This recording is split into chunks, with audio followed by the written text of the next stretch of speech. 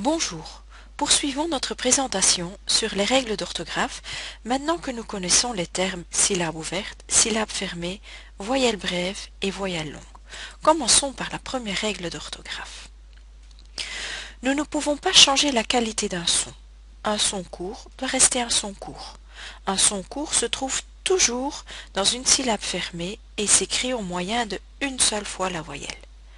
Pour garder la syllabe fermée, il faut redoubler la consonne finale devant toute terminaison. Prenons le mot man et mettons-le au pluriel, c'est-à-dire ajouter en. Pour garder le son court, nous devons doubler le n. Si nous ne doublons pas la consonne, nous transformons la qualité du son et le mot devient manen, ce qui n'est pas permis. Même raisonnement pour pot, potten. Passons maintenant à la deuxième règle d'orthographe. Et gardons toujours à l'esprit que nous ne pouvons pas changer la qualité d'un son.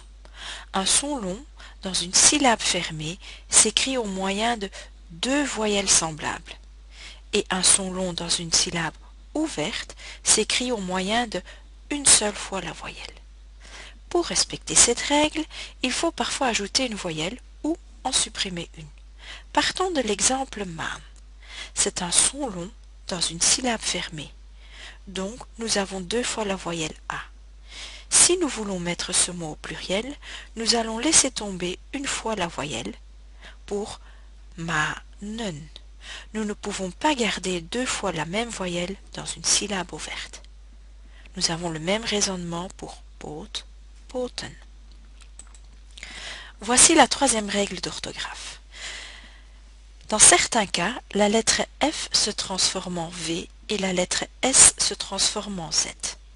Ceci arrive dans un mot qui se termine par deux voyelles suivies de F ou S et auquel il faut ajouter une terminaison. Prenons l'exemple de brief. Brief se termine par F et est précédé de deux voyelles.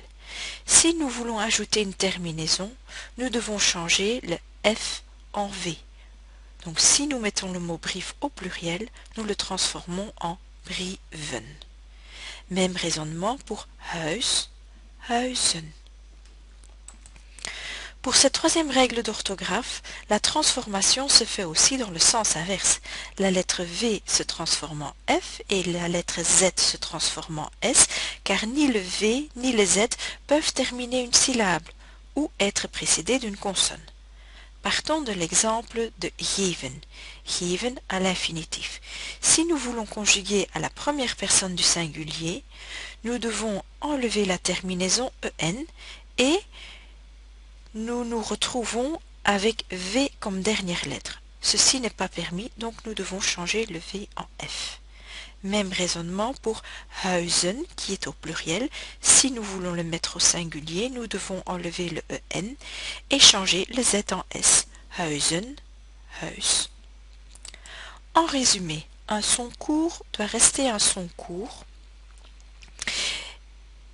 et pour cela, nous devons parfois doubler la consonne. Donc pen, pennen. Un son long s'écrit au moyen de deux voyelles dans une syllabe fermée, comme dans mur, et un son long s'écrit au moyen de une seule fois la voyelle dans une syllabe ouverte, comme dans muren. Et nous arrivons à la troisième règle, les F se changent en V ou se changent en F, et les S se transforment en Z et se retransforment en S. Il est important de bien comprendre ces trois règles car elles interviennent beaucoup dans la grammaire du néerlandais. Voilà, cette vidéo est maintenant terminée, j'espère qu'elle vous sera utile et je vous dis à bientôt.